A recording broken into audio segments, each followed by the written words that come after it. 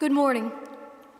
I would like to begin this morning by thanking Daniel and the staff and the church for this opportunity to be with you all today. It's a pleasure for us to be related to this church and for our long history that we have of serving, especially in volunteer and short-term missions for about the past 10 years with this church, and I thank you for this invitation today. I'm going to begin today by going back to our passage in Deuteronomy 24, 17, and 18, and reading those verses again. You shall not deprive a resident alien or an orphan of justice. You shall not take a widow's garment in pledge. Remember that you were a slave in Egypt, and that the Lord your God redeemed you from there. Therefore, I command you to do this. In a democratic society like ours in the United States, justice stands out as a hallmark principle for which many have fought and died through the years. As a nation, we believe in justice, and we sometimes call our courthouses, those buildings, the halls of justice. We enshrine the principle of justice in our Pledge of Allegiance, which ends in one nation under God, indivisible, with liberty and justice for all. In our society's legal system, practicing justice means, if nothing else, treating everyone with equity and fairness, no matter how rich or how poor, how educated or uneducated, whether you're white, black, or brown, whether you're powerful or not very powerful. We like to say that no one is above the law in our country, not even our elected leaders. Everyone is subject to the law. But the Bible understands and affirms the principle of equal treatment also. The Bible provides us with a deeper meaning of justice as well. Justice is not only about fair play, but also it's intricately connected to the principles of mercy, compassion, and love.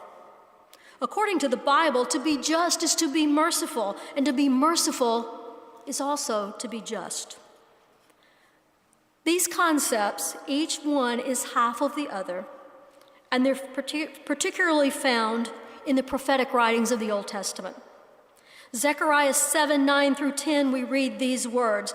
This is what the Lord Almighty says, administer true justice, show mercy and compassion to one another. Don't oppress the widow or the fatherless or the alien or the poor. In your hearts, do not think evil of one another. Also in Jeremiah 7, 5 through 7, we find the prophet writes these words, to practice love of God and the neighbor by saying, if you really change your ways and your actions and deal with each other justly, if you do not oppress the alien, the fatherless, or the widow, and do not shed innocent blood in this place, and if you do not follow other gods to your own harm, then I will let you live in this place, in the land that I gave your forefathers forever and ever. And perhaps the most famous call to justice and mercy is found in Micah 6:8.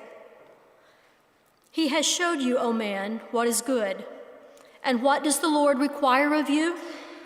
To act justly and to love mercy and to walk humbly with your God. I didn't enter ministry many years ago with this understanding of justice and mercy.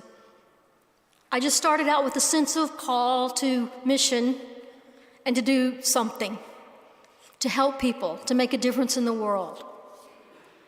But my life was shaped very much by growing up in the rural South in the 60s and 70s.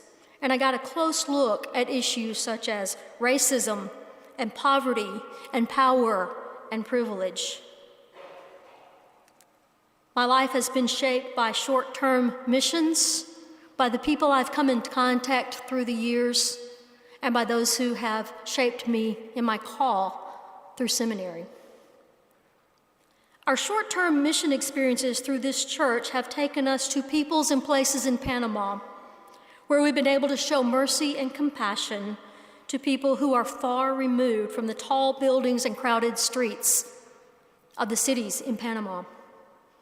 They live in small communities with little access to dental or health care. And we've worked with indigenous communities like the Kuna, people who have often been victims of injustice within their country, whose very names bear witness to their attempts to strip them of their language and culture. Soon after Panama separated from Colombia and became an independent country, the government tried to force the indigenous Kuna to acculturate. Police entered the indigenous villages, and the women wore beautiful wrapped beads around their wrists and their legs. And the police came in with machetes and cut them off. They chopped up their beautiful molas, their indigenous dress, and they tried to force them to adapt Western ways. During the Kuna Revolution of 1925, they wanted to regain their language and culture and be respected. They were aided by Anna Coop, a young Methodist missionary who was very adventuresome and had set off alone to minister to an Indian tribe of South America and ended up with the Kuna. When the Kuna were forced to come before the Panamanian government officials and register their new names, their indigenous names were no longer good enough. They had to choose Spanish or anglicized names. One of our new friends that we met in Aquayala on the construction team was named Morgan. And as I met Morgan, I said, "That was my brother's name, Morgan." And he laughed and he said, "Let me tell you this history of my family name. You see, my grandfather, during those rough times in the 20s, when he appeared before the Panamanian officials and they asked him what his name was, he had only his Kuna name. The Panamanian official took one look at him and he laughed and he said, 'You look like a pirate, and so your name is going to be Henry Morgan.' And so Morgan's grandfather was forever on known as Henry Morgan. Many names in Kuna culture are similar to ours. There's a lot of Smiths there, just like me, and we laugh and say that we're all cousins somewhere along the line. The pastor that we worked with in Aquayala is named John Kennedy, and we nicknamed him JFK for short. So some of those are still a source of pride, but I wonder how many of those were assigned by the Panamanians in mockery. Short-term mission projects are very near and dear to me. My call to mission and ministry was confirmed through a trip when I went to Chile back in 1987. I went to the desert areas of northern Chile, and it was the ugliest place I had ever seen. But I fell in love with the Latin American culture and language. I had the opportunity to experience life on the other side, to be the outsider, to be the one who everyone looked at as different. And that's what short-term missions experiences do for us. They challenge us to leave our comfort zone and spend a few days walking among people who aren't like us, learning of their language and of their culture, and being the foreigners. The goal of that, the hope of short-term missions, is that when we return home forever changed. We carry those people and those experiences in our hearts and our minds, and they change us. We remember them for the rest of our lives. The whole of mine and Greg's missions experience has focused on ministry with Spanish-speaking people. After we left Costa Rica and returned to the United States in 1999, we began to see people among us that we hadn't seen before. We saw many Spanish speakers who were struggling, immigrants in our community right here in Virginia. And we began an organization called LUCHA Ministries to attempt to bridge the gap between the newcomers in our community and those who spoke only English, the service providers, the community's hospitals, the schools, those in our churches who didn't know how to reach these people. I remember one of the first things we learned in Virginia was, we know how to do migrant ministry, but we don't know what to do with these people when they don't go home. How do you deal with them when they stay here? Through LUCHA Ministries, we constantly attempt to answer the simply stated but sometimes complex question: what does it mean to be merciful and just for the people whom God places in our path? LUCHA Ministries began very much by meeting human needs. We provided school supplies, we provided food assistance, we helped people access health care. Then we transitioned as we grew in our knowledge and our work with the Hispanic community, and we began to focus on empowerment, helping folks to learn and receive the training and education and orientation that they needed to get better jobs and to better work with their children and to help their children become more successful in school. And as our nation has changed in its perspective of immigrants and refugees, we have transitioned now into advocacy and education around the topics of immigration and offering direct services such as immigration legal services to help people with paperwork. And we provide pastoral care and counseling to refugees and immigrants who have suffered many injustices on their search for a new place to live.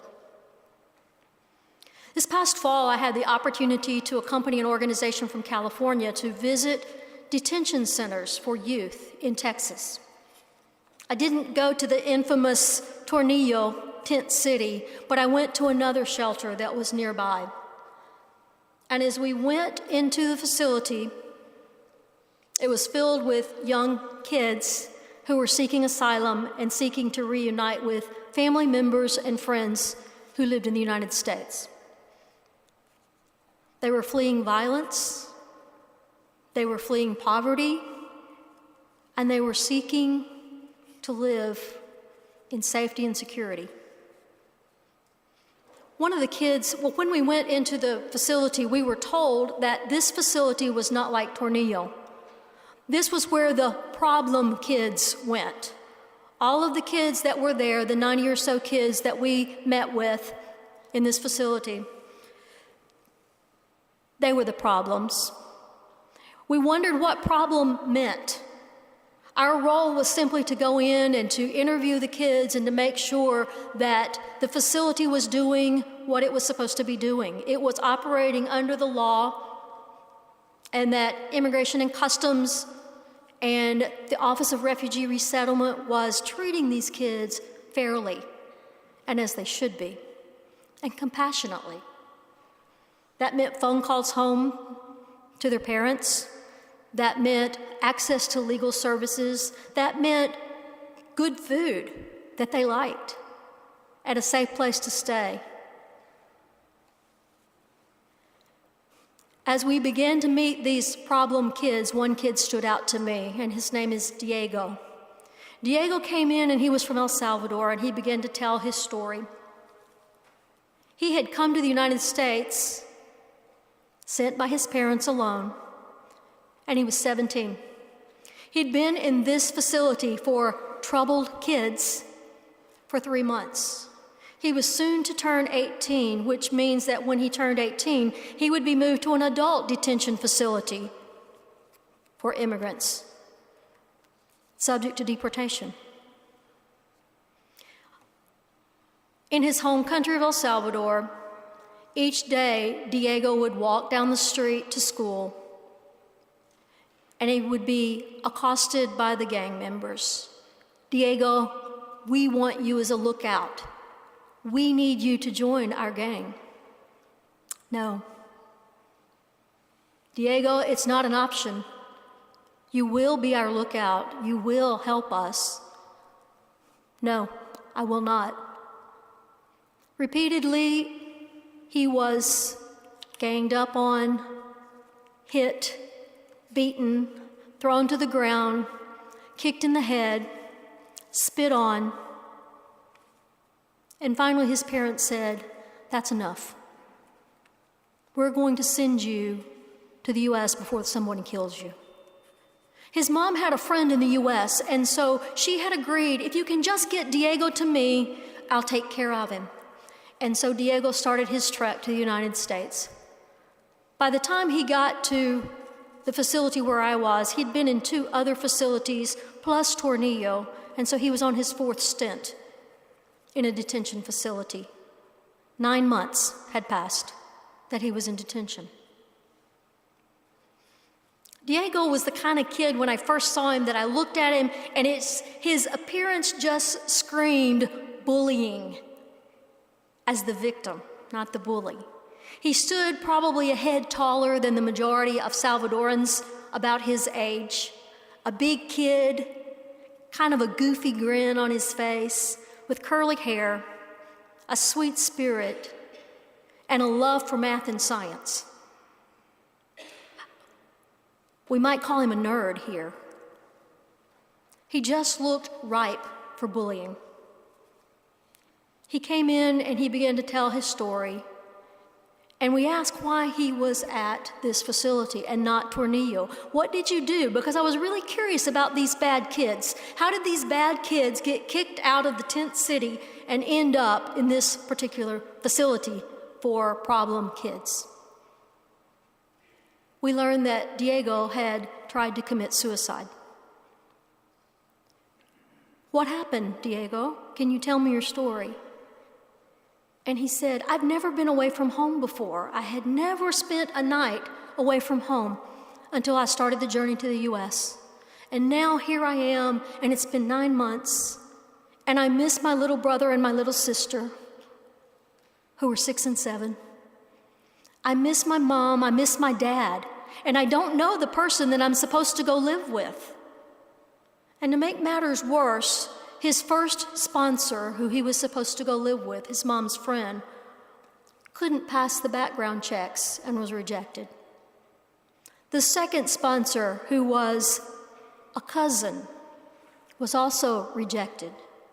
The policy in the United States has changed, and it has made it necessary for every person in the household of a sponsor to now submit to fingerprinting and background checks, which makes it increasingly difficult for these kids to be placed with sponsors once they're in the United States. And so now he was just waiting for his 3rd sponsor. "Nobody wants me," he said. "Nobody wants me. My parents sent me here, but nobody here wants me either. And I just want to go home. I just want to go home to my sister and my brother and my mom and my dad." And I got so depressed and I felt so bad that I thought I didn't want to live anymore. So I asked him and I said, "Well, what did you do, Diego?" And he said, "I thought that if I closed my eyes and I grabbed my neck tight enough and I squeezed hard enough, I would die. And that's what I wanted. I just wanted to die." We also talked to Luisa, a young woman who talked about something that happened to her during detention. I can't tell you, it's so bad, I can't even tell you what happened to me," she said, "but it was bad. I can't talk about it." We talked to Lady, who was fleeing domestic violence at the hands of her mother and her stepdad. Both physical and sexual violence committed against her, and she was joining a sister in New York and waiting in detention. These are the kids that you hear about on the news.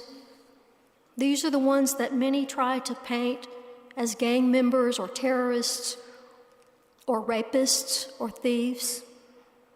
A lot of them are just kids. They're just kids looking at a chance to grow up in a society and in a community where someone loves and cares about them. A friend, a family member, a cousin. someone where they have a chance at life. All Diego wanted was to get out of that place and go to school, where I can graduate from high school and I want to go on to college, and I want to continue to study and to grow and to contribute, because here I have a chance, he said.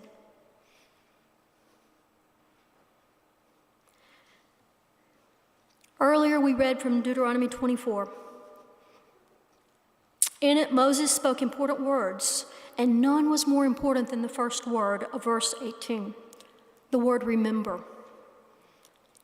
Remember, he says, when you were in Egypt. Remember when you were in bondage. Remember when your life was enslaved. Remember where you came from. Remember where you grew up. Remember who you are. The words of Matthew 25 also call me to remember, but in a different way. They call me to remember people who have crossed my path in recent years and who have become a part of LUCHA Ministries and who work beside us or who we minister to. I remember Aida and Leticia and Cecilia and Jose. They're from Puerto Rico and Mexico and Guatemala and Nicaragua, and they work together every Monday, rain or shine, in a picnic shelter near a small Baptist church in Spotsylvania County, sorting food through our food pantry to distribute to other immigrant families who are in crisis. I remember today the church in Maryland that has welcomed and offered sanctuary to a lady named Rosa from our community. Rosa's immigration case was closed, and yet she was picked up by ICE and detained and ordered deported.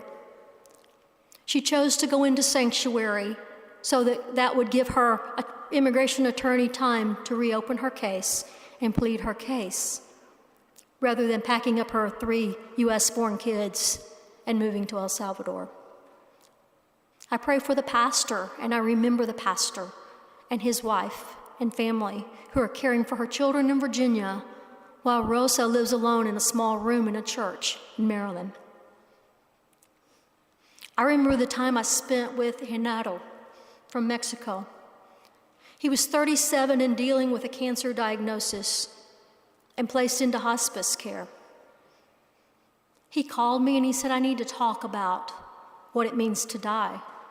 And I need to talk about where I'm going to die.